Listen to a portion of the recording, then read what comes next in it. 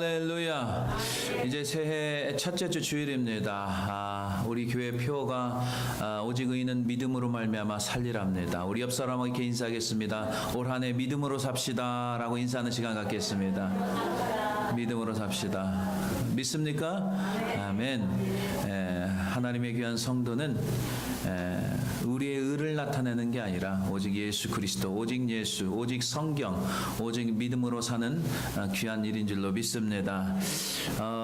본 교회에서 작년 2월에 사바나부의 침례교회를 세우고 또 헌당 예배를 드렸지 않습니까? 그래서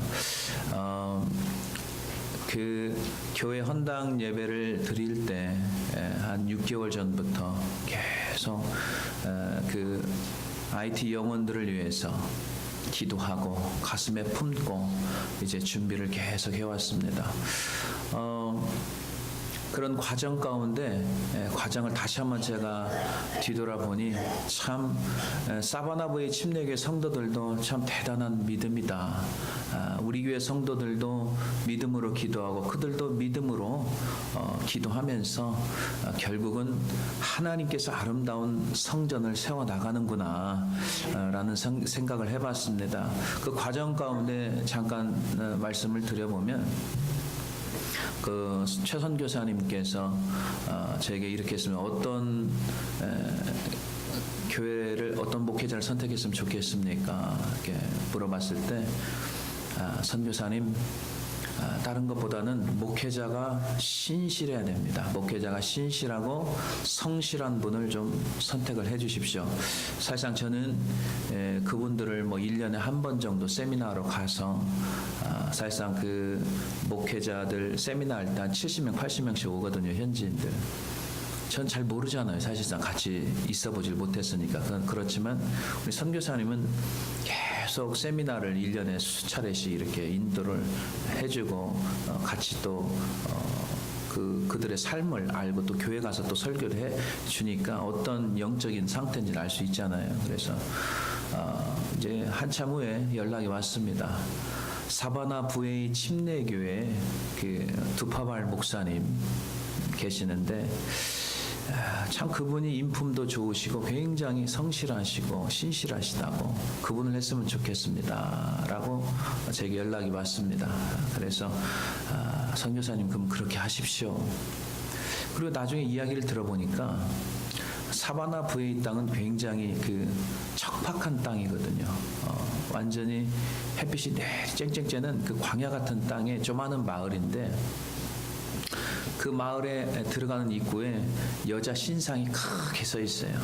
하얗게 동상처럼. 그리고 이제 주변에 그냥 농지도 아니고 광야 같은 땅에 사바나부의 침례교회 성도들이 자기 집에서 가져온 천조가리, 뭐 침대도 뭐 있겠습니까? 그 시트 같은 거 갖고 와서 나무 몇 개 세워놓고 천막도 아니에요. 자기들이 그냥 만든 그 천조가리 갖다가 햇볕이 쨍쨍 쬐는 곳에 그것을 만들어 놓고 거기서 계속 목사님과 예배를 드렸어요. 1, 2년 드린 게 아니에요. 많은 사람들이 그렇게 하다가 몇 년 하다 지치고 그냥 다 떠났대요. 근데 그 목사님과 성도들만큼은 10여 년 이상 계속 그렇게 드린 거예요.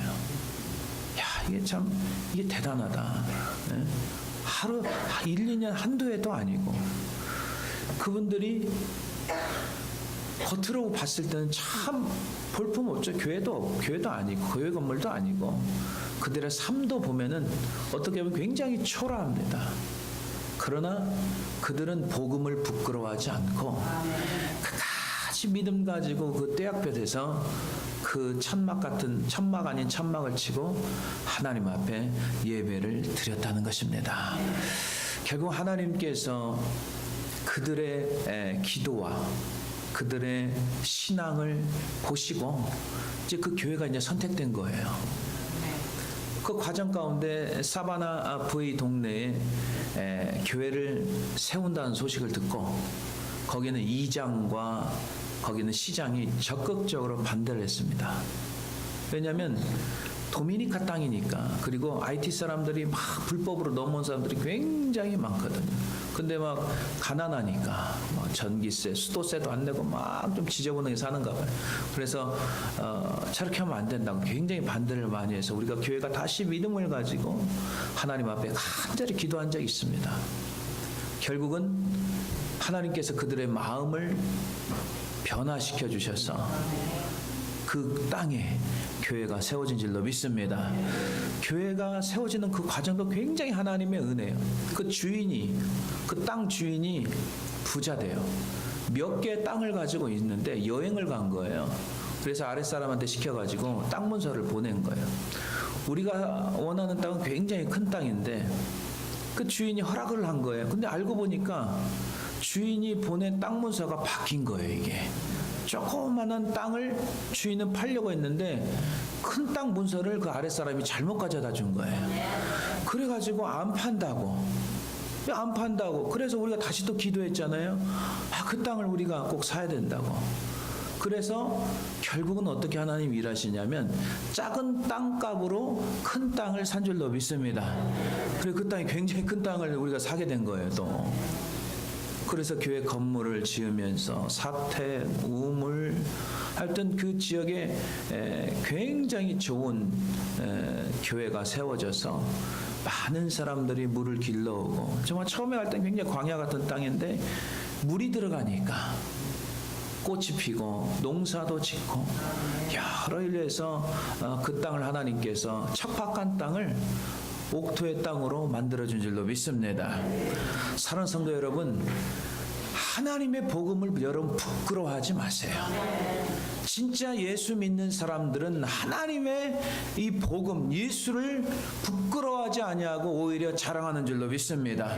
새해에는 우리 모두 성도가 복음을 믿는 믿음으로 사셔서 날마다 하나님 자랑, 예수 자랑, 성령 충만한 역사가 넘치시기를 주님의 이름으로 간절히 축원해 드립니다. 크리스찬이 어떻게 사는 것이 믿음으로 사는 건 줄 아십니까? 첫 번째, 복음을 부끄러워하지 않는 것입니다. 자, 로마서 1장 16절 보겠습니다. 사도 바울은 뭐라고 혼자 하시면 내가 복음을 부끄러워하지 아니하노니 이렇게 시작됐어요. 자, 16절 보겠습니다. 시작. 내가 복음을 부끄러워하지 아니하노니 이 복음은 모든 믿은 자에게 구원을 주시는 하나님의 능력이 됨이라. 먼저는 유대인에게요 그리고 헬라인에게로다. 아멘. 이렇게 나왔습니다. 오늘 본문을 이해하기 위해서 사도 바울이 로마에 있는 교회 지체들 향한 편지입니다. 불신자에게 보낸 편지가 아니에요. 로마에 예수 믿는 사람들을 향한 편지가 로마서입니다. 로마서 1장 1절 17절까지요. 오늘 본문 17절까지 복음이라는 단어가 무려 7번 반복되어 있습니다. 복음 7번 계속 반복되어 있습니다. 왜 그렇게 복음을 강조하는가? 복음은 기쁜 소식이에요. 좋은 소식이에요. 예수님이 인류의 죄를 구원하시기 위해서 이 땅에 오셔서 십자가에 죽으시고 부활, 승천하심으로 승리한 사건을, 그게 바로 복음이라고 합니다. 이것이 기독교에서 가장 중요한 핵심이기 때문에 복음을 강조하는 거예요. 사도 바울은 16절에 내가 복음을 부끄러워하지 아니한다 이렇게 나왔습니다. 사도 바울이 누굽니까? 복음으로 거듭나지 않았을 때는 율법주의자, 예수 믿는 자를 핍박했던 그 사람이 사울 아니에요? 원래 사울이라는 이름 아니에요? 자신이 복음을 깨닫지 못했을 때는 예수가 부끄러운 사람이었겠죠. 예수가 실패자였겠죠. 십자가에 달려 그냥 죽으셨으니까, 부활하신 줄 모르니까 복음이 하찮은 걸로 여겨졌겠죠. 그러나 다메섹에서 이 사도 바울이 예수를 믿고 난 후에 180도 바뀌었습니다. 복음을 대하는 자세, 예수에 대한 자세가 완전히 바뀌어버린 겁니다. 빌립보서 3장 6절에서 9절까지 보면은 그의 고백이에요. 그의 간증이에요. 한번 읽겠습니다. 시작. 열심으로는 교회를 박해하고 율법의 의로는 흠이 없는 자라. 그러나 무엇이든지 내게 유익하던 것을 내가 그리스도를 위하여 다 해로 여길 뿐더러 또한 모든 것을 해로 여김은 내 주 그리스도 예수를 아는 지식이 가장 고상하기 때문이라. 내가 그를 위하여 모든 것을 잃어버리고 배설물로 여김은 그리스도를 얻고 그 안에서 발견되려 함이니 내가 가지는 율법에서 난 것이 아니요 오직 그리스도를 믿음으로 말미암은 것이니 곧 믿음으로 하나님께로부터 난 의라. 아멘. 예수를 하찮은 걸로 여겼던 사도 바울이 예수님을 만나고 나니까 뭐라고 했냐면, 예수를 아는 지식이 가장 고상하다, 훨씬 더 가치가 있다는 것을 깨달은 줄로 믿습니다. 예수에 대한 소중함을 깨달은 거예요. 복음을 부끄러워하지 아니하고 이제 복음을 자랑하고 복음을 증거하고 목숨 걸고 이제 복음을 증거하지 않습니까? 저는 지난 송구영신 예배 때 저도 서원예물 하나님께 드리면서 기도 제목중에 첫 번째 기도 제목이 뭔지 아십니까? 하나님, 2017년도 수많은 간증거리를 우리에게 주셨는데 2018년도에 모든 성도에게 매일매일 하나님 만난 간증거리가 나타나게 해 주시옵소서 라고 기도 제목을 올렸어요. 형식적으로 이론적으로 하나님을 만나는 게, 하나님을 아는 게 아니고, 오늘도 여러분 말씀을 통해서 하나님 만나시고 내일 또 하나님을 경험하는 귀한 역사가 날마다 일어나시기를 주님의 이름으로 간절히 축원해 드립니다. 지난주 목장 리더 모임 때 한 집사님이 이런 간증을 했어요. 그 가정이 송구영신 예배 드릴 때 아빠가 한 번도 나온 적이 없었어요. 얼마나 가족들이 기도를 많이 했겠어요. 왜냐하면 모든 가족이 나와서 예배로 한 해를 마무리하고 예배로 시작하면 얼마나 큰 귀한 축복이고 은혜입니까?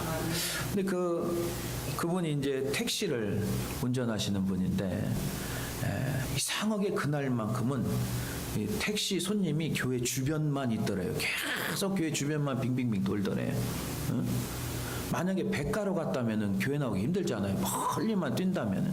근데 이상하게 교회 주변만 계속 돌다가 결국은 이제 이분이 이게 교회로 가라는 뜻인가 보다. 그래서 이분 예배 전에 오셨더라고요. 그래서 모든 가족이 함께 하나님 앞에 예배를 드리고 또 안수기도 받고 소원예물 앞에 드리면서 하나님 앞에 축복 기도를 받는 줄로 믿습니다. 받은 줄로 믿습니다. 그래서 제가 그 간증 이야기를 들으면서 정말 하나님은 위대하시다, 하나님은 살아계시다 하면서 모든 목장 리더들이 할렐루야 하면서 하나님을 찬양한 적이 있습니다.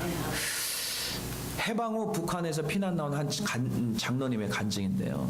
이분이 이제 당시에는 이제 집사님이셨는데 김일성 공산당이 들어와, 그리고 오래전 이야기죠. 24시간 내에 과자 공장을 그만두고 철수하라라는 지시를 받았대요. 그래서 가족들과 의논하다가 남쪽으로 피난하기로 했다고 합니다.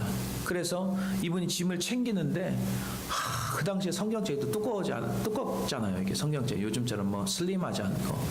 성경책을 어디다 넣어야 되는데 이게 골칫거리였대요. 이걸 가져가야 되는데 놓고 갈 수도 없고.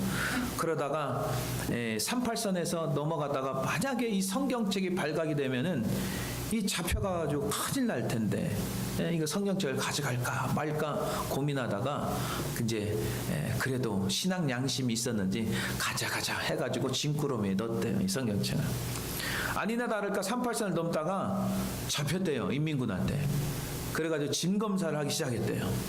근데 진검사를 하니 이 성경책이 안 나오겠어요. 성경책이 나온 거예요. 그래서 그 인민군이 따라오라 돼요. 그래서 막 이제는 나는 죽었다, 이제 나는 끝났다 라고 생각하면서 따라가는데 한 500m쯤 가서 그 인민군이 그 집사님에게 이런 말 하더래요. 나도 예수 믿는 사람입니다. 빨리 저쪽으로 도망가십시오 해가지고 그분이 도망가가지고 남쪽으로 무사히 내려왔다는 이야기입니다. 그래서 그분이 무사히 월남해가지고 하나님을 열심히 섬겨서 장로님이 되셨는데 지금도 1년에 성경을 6독을 한다고 합니다. 우리가 복음을 부끄러워하는 것이 아니라 오히려 자랑하고 하나님을 인정할 때 하나님께서 살 길을 준비해 주시는 줄로 믿습니다. 저에게도 이제 청년 때 구원의 확신을 가지고 지금껏 하나님께서 굉장히 많은 간증거리들 많이 만들어 주셨는데 그중에 지금도 기억나는 게 뭐냐면은 청년 때 군대 제대하고 제가 2월에 제대했는데 8월에 이제 복학을 해야 되거든요. 시간이 많이 남잖아요. 그래서 제가 노가다 일을 한번 하고 싶었어요. 왜냐하면 나중에 내가 목회를 하면은 수많은 다양한 직종의 사람들이 오는데 육신적으로 굉장히 피곤한 사람이 노가다꾼이잖아요. 노가다 일하시는 분. 밖에서 12시간 6 to 6거든요. 노가다는요. 그 일꾼들의 한번 심정을 알아보기 위해서 직접 노가다를 뛴 적이 있어요. 그래서 그 당시에 서울에는 인력거 사무실이 있어가지고 가서 앉아 있으면 새벽 6시 전에 와가지고 사람을 사가요. 그래서 몇 번 이제 뭐 질통도 메고 그 다음에 벽돌도 지기도 하고 세면 모래와 섞어서 바르는 일도 하고 다양한 일을 하다가 한 번은 세면 그 바르시는 벽돌 쌓는 분이 그러더라고요. 이군 인력거 사무실 갈 필요 없고 직접 우리한테 와라. 왜냐면 인력거 사무실을 가면은 10%를 수입의 10%를 바쳐야 돼요. 거기다가 떼야 돼요. 뭐 저도 좋죠. 뭐 갈 필요 없이 바로 가니까.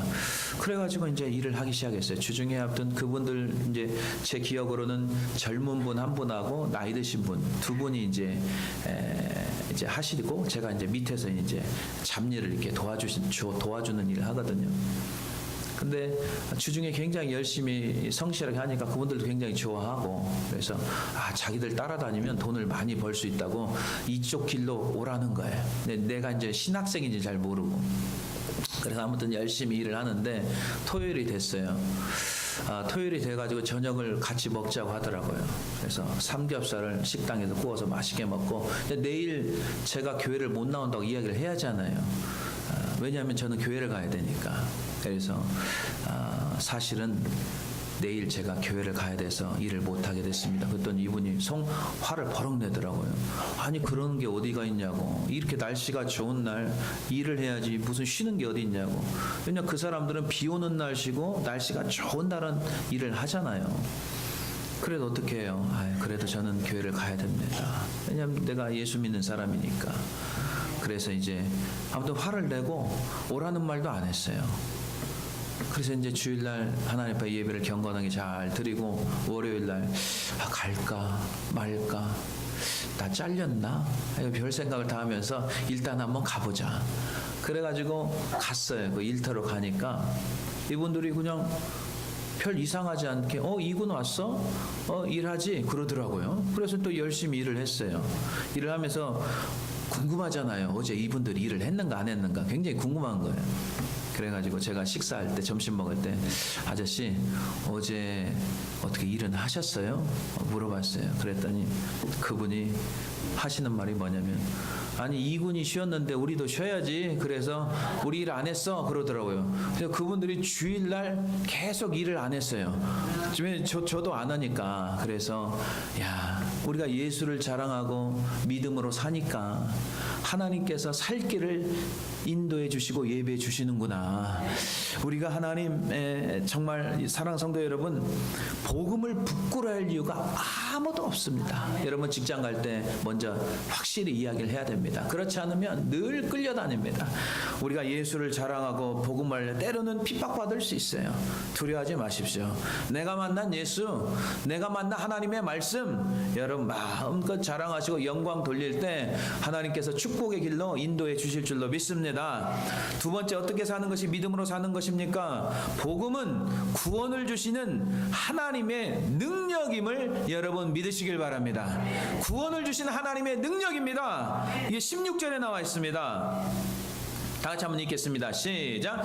내가 복음을 부끄러워하지 아니하노니 이 복음은 모든 믿는 자에게 구원을 주시는 하나님의 능력이 됨이라. 먼저는 유대인에게요 그리고 헬라인에게로다. 아멘. 이게 나왔습니다. It is the power of God for the salvation of everyone who believe. 이렇게 나왔잖아요. 그래서 모든 믿는 자에게 구원을 주시는 하나님의 능력은요 하나님으로부터 온 초자연적인 능력입니다.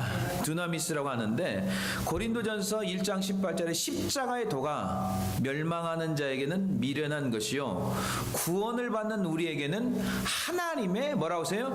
능력이라. 이렇게 나왔습니다. It is the power of God. 이렇게 나왔어요. 이 하나님의 메시지, 십자가의 메시지는 하나님의 능력이라는 거예요. 그리고 고린도전서 1장 24절에 뭐라고 나와 있냐면 오직 부르심을 받은 자들에게 유대인이나 헬라인이나 그리스도는 하나님의 능력이요 하나님의 지혜니라. 아멘. 이렇게 나왔어요. Christ the power of God. 이렇게 나왔어요. 이 하나님의 능력, 구원은 하나님, 복음은 하나님의 능력이에요. 지난번 송구영신 예배 때 제가 예배 전에 이제 예배 준비가 됐는가 제가 이제 예배당에서 쭉 돌아보는 시간을 가졌어요. 근데 마침 우리 한 집사님이 여기에서 꽃을 정리를 하다가 이 자리에 앉아가지고 막 이게 가슴을 이렇게 부여잡고 있더라고요. 이분이 이제 심장 수술을 좀 하신 분이어서 가끔 이런 그런 아픔이 있나 봐요. 근데 막 너무 고통스러워가지고 제가 이제 저 입구에서 깜짝 놀랐어요. 그래서 막 달려와가지고 여기 계신 몇 분의 집사님과 함께 우리 다 같이 기도합시다. 하나님 앞에 간절히 우리 기도합시다. 그래서 하나님 앞에 손을 얹고 이제 그 집사님의 손을 얹고 하나님의 이름 예수 그리스도의 이름으로 간절히 기도하기 시작했습니다. 그랬더니 이제 기도하고 나니까 조금 이제 뭐가 좀 괜찮아졌는지 그리고 이제 일을 마무리하고 사무실에 앉아 있는 그분이 웃음을 짓고 들어오시더라고요. 그러면서 목사님 기도하실 때 이 가슴에 뭔가 답답한 것이 쑥 내려간 것 같은 느낌이 들었다는 거예요. 맞습니다. 주님이 우리 집사님 고쳐주시고 치료해 주셨습니다. 예수님은 어제나 오늘이나 동일하시기 때문에 변한 건 없어요. 똑같아요. 그분은 똑같기 때문에 우리가 믿음 가지고 우리가 기도하면 동일하게 치료의 역사, 구원의 병에서 구원받는 역사가 일어난 줄로 믿습니다. 우리가 예수 믿고 영혼 구원받는 것 여기서 끝나는 게 아니에요. 우리의 삶에 질병이 있어요. 삶의 여정 가운데 힘든 상황들이 너무 많아요. 사탄의 유혹도 있어요. 우리가 구덩이들이 굉장히 많은데 거기 빠질 때가 너무 많아요. 그럴 때마다 하나님께서 우리가 하나님을 붙잡고 나가면 하나님께서 우리를 구원시켜 주시는 줄로 믿습니다. 구원을 주시는 하나님의 능력이라고 하잖아요. 복음은요. 마가복음 5장에 보면은 12년 동안 혈류병에 걸린 여인이 있었습니다. 피가 새는 거예요. 얼마나 고통스럽겠어요. 많은 의사에 가봤지만은 아무 소용이 없었어요. 모든 가진 거 다 허비했습니다. 오히려 몸만 더 쇠약해졌습니다. 불치병이었습니다. 가정적으로, 종교적으로, 사회적으로 소외받는 아무런 소망이 없는 사람이었어요. 근데 이 여인이 예수의 소식을 들은 거예요. 예수의 소문을 듣기 시작합니다. 그리고 예수님께 갑니다. 근데 수많은 군중들이 몰려 있었기 때문에 들어가기가 쉽지 않은 거예요. 이 여인은 목숨을 가지고 어떤 마음을 가진 줄 아세요? 내가 예수님의 옷자락에만 손만 대면 내가 나을 수 있다는 믿음 가지고 이 군중을 뚫고 나간 줄로 믿습니다. 그리고 손을 대었습니다. 손을 대었어요. 그때 예수님이 뭐라고 하냐면 예수님 몸에서 뭐가 빠져나갔냐고 하냐면 성경에 보면 능력이라고 하나요. 능력. 예수님이 딱 느꼈을 때 능력이 빠져나간 게 느껴지는 거예요. 누가 내 옷에 손을 댔느냐? 그때 그 여인이라고 하잖아요. 이 시추의 이 스토리 가운데 여러분 보십시오. 마가복음 5장 28절 보세요. 이 믿음 가지고 나간 거예요. 내가 예수님의 옷자락에 손만 대어도 내가 구원받을 수 있겠구나. 이 믿음, 여러분 병든 자 있습니까? 여러분 하나님 앞에 기도할 때 믿음 내놓고 기도하시길 바랍니다. 자, 28절 보세요. 시작. 이는 내가 그의 옷에만 손을 대어도 구원을 받으리라 생각함일라라. 아멘. 그다음 30절 보겠습니다. 30절 보면은 뭐라고 나오냐면은 시작. 예수께서 그 능력이 자기에게 나간 줄을 곧 스스로 하시고 무리 가운데 돌이켜 말씀하시되 누가 내 옷에 손을 대었느냐 하시니 예수님께서 몸에서 뭐가 나갔다고요? 능력이 나간 거예요. 능력. 그 다음에 예수님께서 혈루병 걸린 여인의 이제 치료해 주시고 그 믿음을 보시고 뭐라고 이야기하셨느냐 보면은 34절 한번 보겠습니다. 시작. 예수께서 이르시되 딸아 내 믿음이 너를 구원하였으니 평안히 가라. 내 병에서 놓여 건강할지어다. 아멘. 병자들 고치고 난 다음에 거의 말씀하시더라고요. 내 믿음이 너를 뭐 했다고 했어요? 구원하였다. 이렇게 나왔어요. 우리 영혼 구원도 여러분 아시겠지만요. 거기서 끝나는 게 아니에요. 우리 삶의 여정 가운데 아픈 사람이 있어요. 병든 사람이 있어요. 삶이 묶여있는 사람이 있어요. 뭔가 물질적으로 막혀있는 사람이 있어요. 또 사탄의 유혹 때문에 힘들어하는 사람이 있어요. 그럴 때마다 하나님의 말씀을 붙잡고 복음을 붙잡으면 하나님께서 반드시 구원하여 주시는 줄 믿으시길 바랍니다. 우리가 살고 있는 이 세상에는 악이 존재합니다. 사탄의 역사가 있어요. 수많은 템프테이션 유혹이 있어요. 그렇기 때문에 하나님께서 뭐라고 하면 너희가 전신갑주를 입어라. 항상 깨어서 기도하라. 전신갑주는 뭡니까? 하나님의 말씀 아니에요? 말씀입니다. 항상 기도하라. 예수님께서 제자들에게 기도를 가르쳐 주잖아요. 그게 주기도문이에요. 주님, 우리가 어떻게 기도를 해야 됩니까? 그럴 때 너희는 이렇게 기도하라 하면서 쭉 기도하면서 무슨 기도를 하라고 하냐면 악에서 구해달라고 이 기도를 가르쳐줘요. 하반절에 마태복음 6장 13절 한번 보겠습니다. 다 같이 읽도록 하겠습니다. 시작. 우리를 시험에 들게 하지 마옵소서. 다만 악에서 구하시옵소서. 이렇게 나오잖아요. 우리를 시험 들지 말게 하잖아요. 템프테이션. 시험거리가 많아요. 우리 주변에. 여러분을 넘어뜨리기 위해서 각종의 시험거리들이 너무 많아요. 하나님 앞에 기도해야 됩니다. 시험 들지 말게 기도해 주시고 그 다음에 다만 악에서 구하시옵소서 이렇게 나왔어요. 악에서 악한 것들에서 우리를 구원하여 주시옵소서 라고 기도해야 됩니다. 수시로 기도해야 됩니다. 우리가 때때로 우리가 복음을 알지 못했을 때는 무언가 유난히 욕심을 부리며 살았어요. 지나온 인생을 보면은 예수 믿지 않았을 때는 그냥 세상 거에 그냥 뭔가 가져보려고 애를 무단히 썼을 때가 너무 많아요. 하나님으로부터 나오지 않는 것, 이 세상에 나온 것은 육신의 정욕이 있고요. 안목의 정욕, 이생의 자랑이 있습니다. 어떤 사람은요, 돈이 최고라고 생각해요. 다 돈 모으는데 목숨을 거는 사람이 있어요.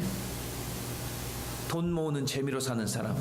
평생 돈을 모아서 건물 하나 사고 또 죽으라고 해서 건물 하나 해가지고 자기가 어디로 가는지도 모르는 상태에서 그냥 부만 쌓는 사람이 있어요.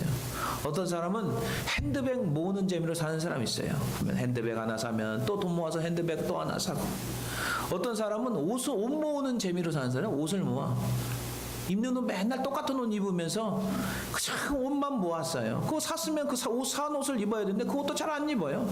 그냥 옷 모으는 재미. 어떤 사람은 신발을 또 모으는 재미로 사는 사람이 있어요.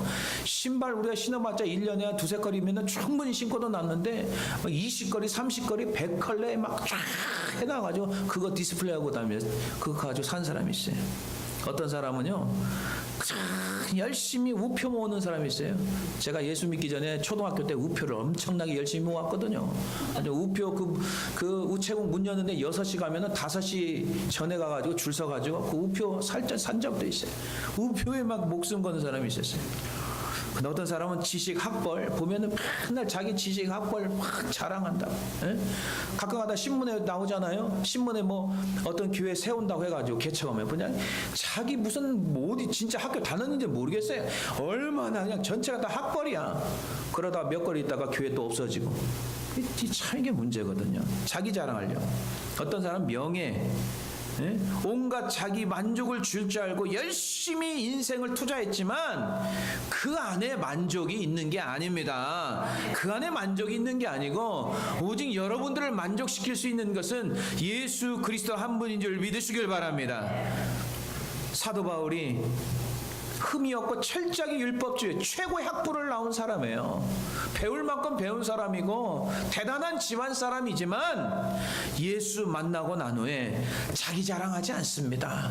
오직 예수 한 분만으로 만족하는 그런 고백이 넘치는 줄로 믿습니다. 그래서 빌립보서 4장 11절에 보면은 뭐라고 나왔느냐, 내가 궁핍함으로 말하는 것이 아니니라. 어떠한 형편에든지 나는 자족하기를 배웠나니 만족하기를 배웠다는 거예요. 그 다음에 12절에 보면 나는 비천에 처할 줄도 알고 풍부에 처할 줄도 알아. 모든 일 곧 배부름과 배고픔과 풍부와 궁핍에도 처할 줄 아는 일체의 비결을 배웠노라. 여러분 살다 보면요 좀 부유하게 살 때도 있고 살다 보면은 정말 물질적으로 궁핍할 때 있어요. 그래도 예수 때문에 만족하지. 물질 넘치면 그냥 좋아가지고 그러고 물질 없으면 그걸 짜증내고 컴플레인하고 그건 크리스찬들이 아닙니다. 어떤 상황에서도 예수 때문에 만족하고요 하나님의 그 위로를 받으며 믿음으로 사는 사람이 진짜 크리스찬인 줄 믿으시길 바랍니다. 예수님 한 분으로 우리가 만족하는 거예요. 이것이 바로 복음의 능력입니다. 예수를 믿고 난 후에 더 이상 세상에서 만족을 찾지 않습니다. 저도 그랬어요. 참 다른 걸로 만족을 찾아보려고 해봤지만 거기에 만족이 있는 거 아니에요. 예수 믿으니까 그 한 분 그 그 자체만으로, 그 말씀만으로 굉장히 마음이 행복하고 기쁜 인생을 사는 줄로 믿습니다. 그래서 청년 때 제가 예수 믿고 가장 많이 부른 복음성가 중에 하나가 바로 뭐냐면 사람을 보며 세상을 볼 땐 이 찬양이었어요. 예? 한번 찬양했으면 좋겠어요. 이 찬양의 가사가 얼마나 의미가 있는지 모릅니다. 우리 손뼉질 찬양 드리겠습니다. 사람을 보며 세상을 볼 땐 만족함이 없었네. 나의 하나님 그분을 뵐 때 나는 만족하였네. 저기 빛나는 태양을 보라. 또 저기 서 있는 산을 보아라. 전쟁 지으신 우리 여호와 나를 사랑하시니 나의 하나님 한 분만으로 나는 만족하게. 동남풍아 불어라. 동남풍아 불어라. 서북풍아 불어라. 가시밭에 백합화 예수 향기 날리니 할렐루야 아멘. 가시밭에 백합화 예수 향기 날리니 할렐루야. 한 번 더 하겠습니다. 사람을 보며 세상을 볼 때, 사람을 보며 세상을 볼 때 만족함이 없었네. 나의 하나님 그분을 뵐 때 나는 만족하. 저기 빛나는 태양을 보라. 저기 빛나는 태양을 보라. 또 저기 서 있는 산을 보아라. 천지이신 우리 여호와 나를 사랑하시니 나의 하나님 한 분만으로 나는 만족하. 동남풍아 불어라. 서북풍아 불어라.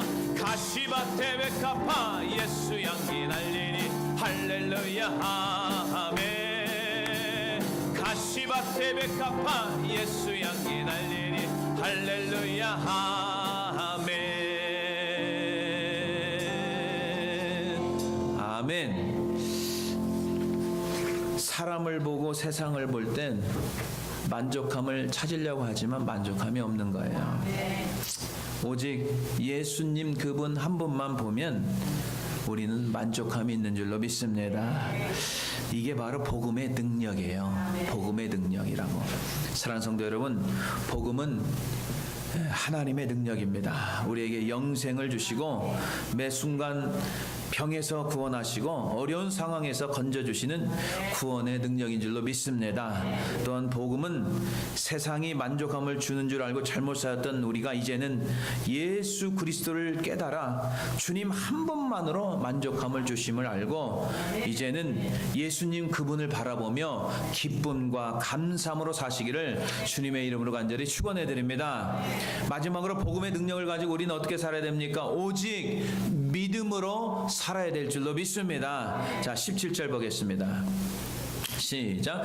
복음에는 하나님의 의가 나타나서 믿음으로 믿음에 이르게 하나니 기록된 바 오직 의인은 믿음으로 말미암아 살리람과 같으니라. 아멘. 복음에는 하나님의 의가 나타난대요. 복음 안에 하나님의 의가 있다는 거예요. 그래서 누구든지 예수 그리스도를 믿으면 죄인이 의인이 되고 구원받게 되는 줄로 믿습니다. 그 다음 구절이 뭐냐면 믿음으로 믿음에 이르게 하나니. 한국말이 좀 어려워요. 믿음으로 믿음에 이르게 하나니 도대체 이게 무슨 말인지 모르는데 영어 성경을 보면 정확히 나와 있어요. 이게 뭐냐면 로마서 1장 17절 보면은 faith from first to last 이렇게 나왔어요.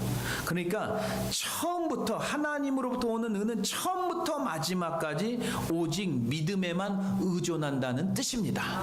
By faith from first to last 굉장히 정확하게 나와 있잖아요. 처음부터 마지막까지 믿음으로 갈 때 하나님의 역사가 일어나 하나님의 의가 역사한다는 뜻이에요. 오직 의인이 되는 것은 믿음으로 되는 것이지 어떤 행위로 되는 것이 아닙니다. 여러분 아시겠지만 중세의 암흑기 때 캐톨릭이 부패가 됐잖아요. 그때 종교개혁자 마틴 루터가 이 오직 의인은 믿음으로 말미암아 살리라, 이 말씀으로 이게 개혁이 됐거든요. 종교개혁이 됐거든요. 가짜 종교를 때려 부신 거예요. 중세 시대에 라테란 성당함 28계단이 있대요. 무릎으로 올라가면 한 계단 올라갈 때마다 9년의 죄가 사해진다는, 그런 누가 만들었는지 모르겠지만 그런 전설을 만들어 놨어요. 즉 이게 무슨 말이냐, 인간의 죄는 고행을 해야 죄가 사함을 받는다, 이렇게 나왔어요.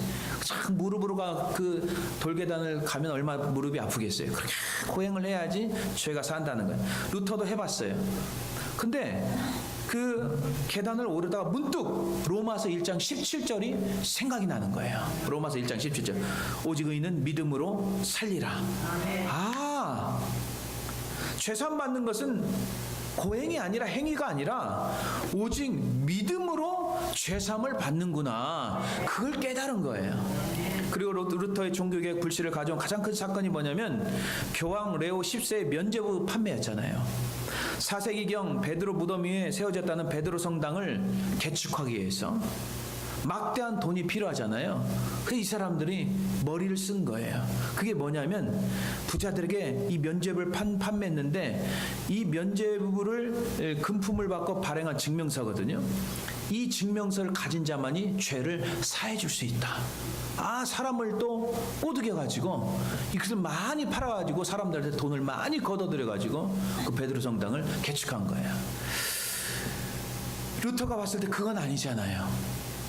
죄사함 받는 게 무슨 어떤 종이 쪽지 같은 증명서로 죄사함을 받는 게 아니잖아요. 예수 그리스도가 십자가에 달려 죽으심으로 우리 죄를 사하신 그 사건을 믿는 믿음으로 우리가 죄를 사함 받는 줄로 믿습니다. 그래서 1517년 마틴 루터가 95개조 항의문을 바텐바르크 성당 정문에 붙이게 되지 않았습니까? 이게 종교개혁 아니겠습니까? 지금 이 시대에 복음이 변질되어 가고 있습니다. 오직 성경, 오직 믿음, 오직 은혜를 주장해야 되는데 예수가 빠진 거예요. 믿음이 빠진 거예요. 타락한 교회는 예수 그리스도의 핵심적인 복음의 말씀을 전하지 않습니다. 뭐 적극적으로 살아야 된다, 무조건 긍정적으로 살아야 된다, 그게 복음이 아니에요. 복음은 우리가 예수 그리스도를 믿는 믿음으로 사는 게 복음인 줄 믿으시길 바랍니다. 믿음으로 사는 거예요. 뭐 예수 믿으면 장수하고, 예수 믿으면 부자 살고, 예수 믿으면 뭐 부자 되고, 예수 믿으면 오래 살고, 이걸 복음이라고 하면 안 돼요. 그럼 예수님은 33살에 돌아가셨는데 그거 어떻게 된 거예요? 오래 못 사셨는데. 예수 믿는다고 다 부자 됩니까? 복음을 전하는데 사도 바울이 부자였습니까? 그게 기준이 아니라, 물론 우리가 예수 믿으면 하나님께서 축복으로 인하여서 부도 줄 수 있어요. 먹고 사는 문제를 책임져 줄 수 있어요. 그건 부수적인 거고요. 우리가 믿는 예수 그리스도, 하나님의 말씀을 한 구절 한 구절 믿고 사는 게, 이게 바로 진짜 믿음의 성도인 줄 믿으시길 바랍니다. 내 행위나 감정이 아니고 믿음으로 사는 거예요. 믿음으로. 여러분들이 오늘 이 자리에도 믿음으로 나오신 줄로 믿습니다. 믿음 가지고 나온 거예요. 구원도 믿음으로 받고, 성령도 믿음으로, 영생도 믿음으로 받는 줄 믿으시길 바랍니다. 그래서 크리스천은 내 행위로 하는 게 아니고 오직 의인은 믿음으로 말미암아 살리라. 아멘. 이게 핵심입니다. 사랑하는 성도 여러분, 여러분들이 믿는 예수 그리스도 복음을 부끄러워하지 마세요. 매일매일 자랑하시고요, 매일매일 간증하는 성도가 되시길 바랍니다. 복음은 구원을 주시는 하나님의 능력입니다. 처음부터 마지막까지의 신앙이 오직 믿음으로 사는 복된 믿음의 성도님들이 다 되시기를 주님의 이름으로 간절히 축원해 드립니다.